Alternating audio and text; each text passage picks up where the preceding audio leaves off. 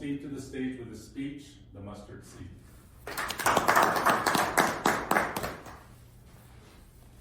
Thank you, everyone. Good morning.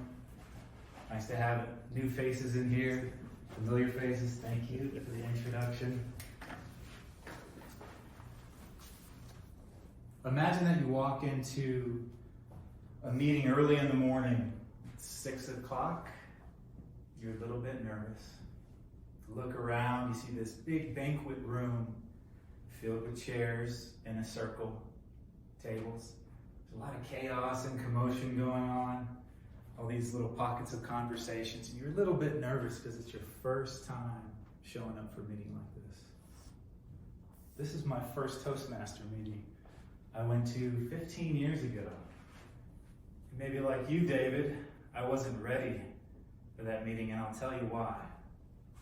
The group, as they began to present, they got to table topics, which Bobby is doing today. And they grabbed a lamp from the corner, had an extension cord on it, and they called up their first victim. They took this lamp, removed the shade, turned it on, and put it in the face of the presenter. Another person handed them a mic, and they go, like a news reporter, "What do you think of the current administration and the war we're in today?" What would you have done in that moment? I was freaked out. I wasn't the person even answering the question, and I was so freaked out, I never went back.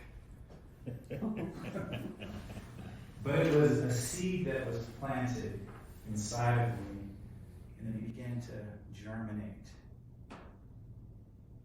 My first meeting, actually the second meeting after that, the first time I came back into Toastmasters was when I moved from Denver and came down to Old Colorado City. Are you familiar with the club down there, Tommy? Mm-hmm. It's a great little intimate club of about 20 members, and about 12 to 15 people showed up. It was way more in my speed. I got in there and I took the intention of really doubling down on it this time. And I planted that little seed. And there was some tremendous growth for me that happened. And the speech today is going to talk about the 3 impactful speeches I gave and what it did for me. The reason I'm using the mustard seed is because this year I've taken on reading the Bible. Just honoring this holy book and just giving it a go for the whole year. And the mustard seed inside of the book of Matthew 13:31 through 32 says, "The kingdom of heaven is like a mustard seed that someone took and sowed in a field. It is the smallest of all seeds, but when it is grown, it is the greatest of shrubs, and it becomes a tree. So the birds of the air come and nest in its branches." I'm not going to try to give a sermon on that because there's too much wisdom in that part of the book. But I will tell you this. My journey with Toastmasters started out where I really needed to alchemize my energy, my understanding of who I am. So I gave 3 speeches, and today I'll talk about them in the context of my body, my mind, and then my spirit or my emotions was this journey for me. The first speech that really impacted me was titled Intuition. And it was like me taking a seed and putting it in the earth and seeing what that potential could be. Even today, I feel this angst in my body of this energy because when I speak in front of people, there's eyeballs on me. People are looking at me, right? So I still feel that energy. But at that time, I didn't know how to wrangle those emotions. And for me, the learning of that was stepping into fear, taking those emotions, being okay with them, using them to project, to get my voice out there. Don't contain it in and shrivel up, but go ahead and project out that message. And if you have the energy to do that, it'll land with someone. So that was my first go And this speech was titled Intuition. It was about the Polynesian wayfinding sailors.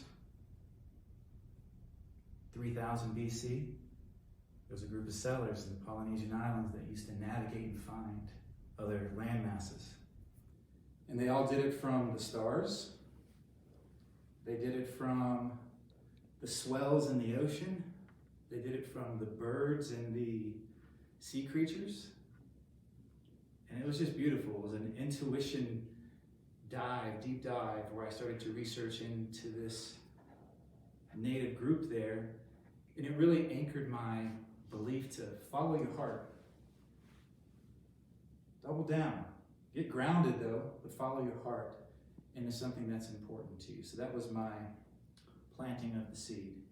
The second speech I gave that was impactful to me was called Journey.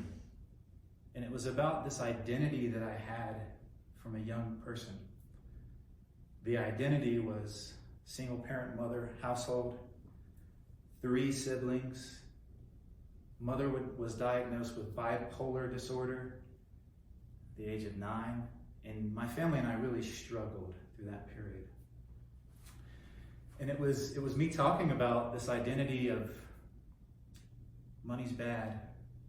It's the root of all evil. I used to hold that actually in my heart. Maybe some of us have done the same thing. They're here.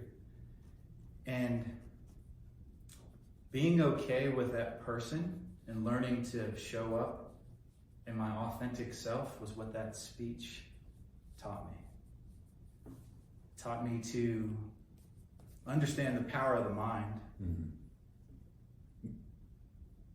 All is mind. Hermetic principle. And we can manifest if we're in alignment with that part of us. And that was my journey of that second speech of journey. Trust yourself. The beautiful part about Toastmasters is that if you present on something, it stays with you. You want to learn something, teach it, they say, right? So it really allowed me to do a deep dive, gather information, present on it, understand, and know thyself at a greater level. The next speech, and probably the most impactful one for me, was a speech entitled, Paper Planes, and it was about my best friend that died of a drug overdose at the age of 23. It just destroyed me when he passed that way as a young person. And this speech was dedicated to his life and all that it taught me. So in preparation of that speech, I took a pen and a piece of paper and I wrote it out, because at that time I just needed to get it on paper. I didn't know how to think about it and just present, which I more so do today because it just feels more natural to me. But I wrote the speech out. It was about 500 words, and I took my wife to a coffee shop and I read these words from this paper about his life. Derek De La Paz, he meant so much to me. And I was sitting in this coffee house with all these people, and I was just weeping. The tears were just flowing, and I just kept going through talking the speech out, and it was alchemizing this journey of my own. It was, the brokenness inside of me was becoming known and whole. It had been 18 years since my friend had passed away, and in that moment I began to heal from it. So Toastmasters has these ways of refining mind, body, spirit, emotions, heart connection for me. And I even learned more from that speech because I took it in a speech competition platform that we have in Toastmasters. Tell me, you know about that. Mm-hmm. Have you done any of those? No, it's been a long time. Yeah, so I took this vulnerable speech of mine where every time I recited it, I was just stripped raw in front of crowds of people and prepared for the speech, landed in third position in our club.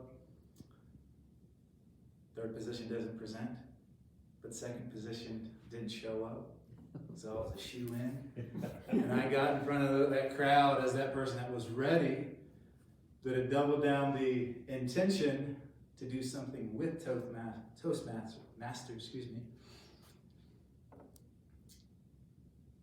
And I took that speech, lastly, thank you, to the hometown of where my best friend and I grew up, Key West, Florida. And I went to his gravesite, and I spoke the speech there for 2 or 3 hours at his grave. And each time I was doing this, it was doing something special for me, healing me. This paper plane speech, where my best friend and I witnessed this flight of a perfect paper plane that went down this hallway in elementary school and was lifted on the divine wind of God, I said in the speech, and it healed me. I'm so dedicated to this process of mind, body, and spirit through Toastmasters because of what it gave me. It did something so special for my heart, soul, spirit.